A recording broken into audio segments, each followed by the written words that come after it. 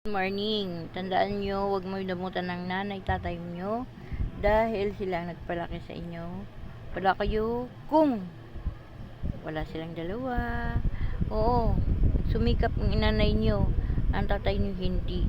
Dahil hindi niya iniisip yung away, gulo ng bahay or tamaran ng asawa mo o lalaki o babae.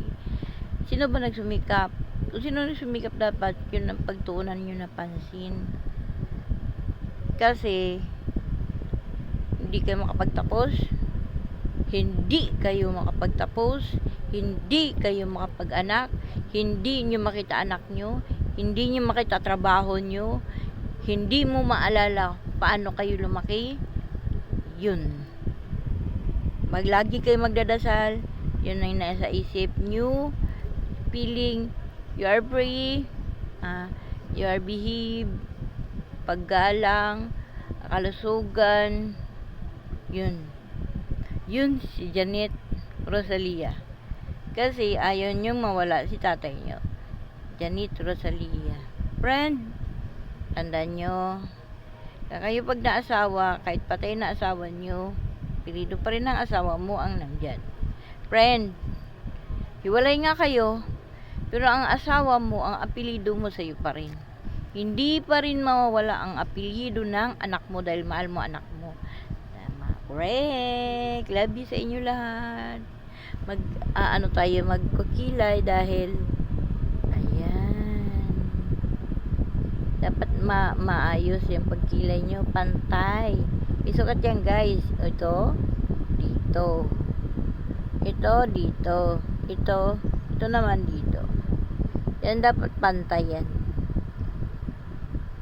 Medyo kapalan mo lang kasi pag sa gabi, para sayang naman yung paglagay mo na hindi hanggang gabi. Dapat hanggang gabi. Correct? Yan.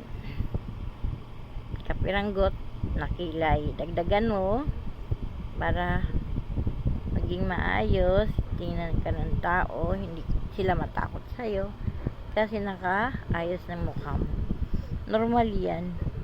Huwag mo na sabihin landi or ng lalaki dahil nag-makeup, hindi yun paglilinis ng katawan yan.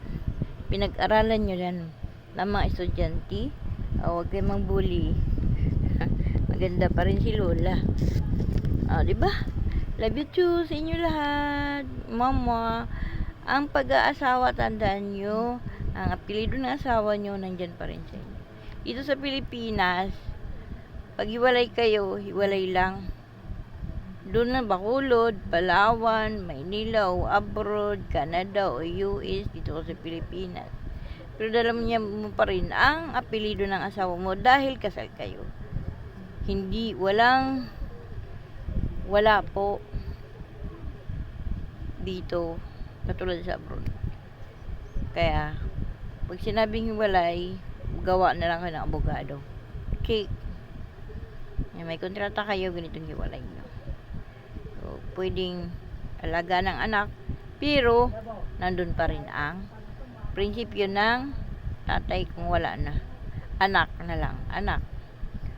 Thank you for watching. Love you.